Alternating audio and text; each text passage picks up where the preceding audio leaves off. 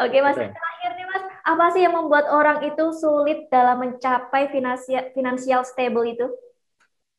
Oke, ya. Baik. Jadi Ren, kenapa misalnya orang susah untuk financially stable itu karena masalah literasi ya. Mereka belum paham tentang tata kelola keuangan yang baik. Mereka belum paham tentang bagaimana ukuran kesehatan keuangan yang baik dari mulai maksimal berhutang tadi 35%, mulai dari berinvestasi minimal 10% atau idealnya 25%, mulai dari ketika kita menggunakan untuk kebutuhan bulanan itu 50 sampai 60% dari income bulanannya begitu ya. Nah, sampai dengan bagaimana mereka ketika mau berinvestasi itu harus kemana dan seperti apa. Apakah harus sebagai trader atau sebagai investor? Nah, kemudian apakah harus di kripto ataupun di saham atau ada alternatif lain? Ternyata banyak sekali alternatif lain yang mungkin lebih baik dari imbal hasilnya dibandingkan deposito atau target saving plan misalnya saja. Nah, ini makanya literasi yang harus kita update ya. Kemudian yang kedua fokus pada tujuan besar. Nah, teman-teman, kita sangat sarankan sekali untuk membuat tujuan-tujuan hidup. Itu kita bagi menjadi yang tujuan jangka pendek, menengah, dan panjang. Atau yang setiap waktu harus ada.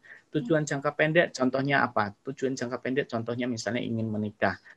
Tujuan jangka menengah misalnya ingin punya rumah dan kendaraan ya. Tujuan jangka panjang misalnya apa? Menyekolahkan anak dan juga memiliki usaha. Kemudian tujuan yang setiap waktu harus ada apa? Biasanya dana darurat, dana kesehatan, dan juga misalnya pembelian untuk asuransi misalnya saja ya. Nah, ini yang harus kita lakukan. Bahkan juga dana hari tua itu sudah harus mulai difikirkan juga ya.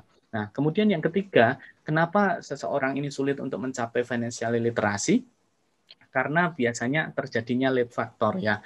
Late factor ini ataupun yang karena kita segelas kopi 20.000 kita kalikan 1 tahun 365 hari itu kan jadi 7,3 juta. Kalau kita investasikan dengan yang bunganya 10% per tahun saja selama 10 tahun sudah berapa kita punya aset.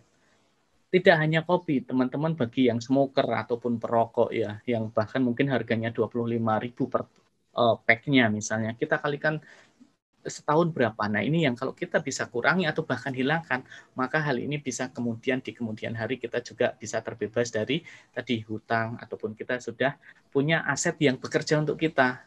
Kan kita bisa sebut bahwa dalam taraf kehidupan seseorang itu ada 3 fase. Man and money at work, kemudian finally money at work. Artinya apa?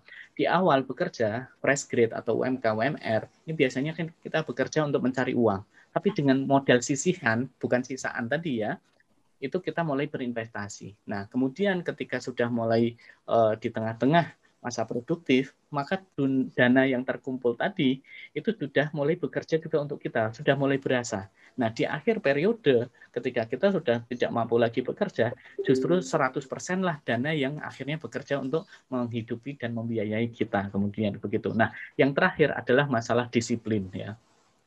Kalau kita sudah tahu tadi yang pertama adalah literasi kita harus tingkatkan, kita harus punya tujuan yang besar, kemudian waspada late factor, maka kita harus disiplin untuk melakukan itu semua supaya apa? Tujuan-tujuan besar kita itu bisa tercapai. Begitu Rin kurang lebihnya. Rin, silakan.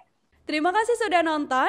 Jangan lupa like, subscribe, dan share ya.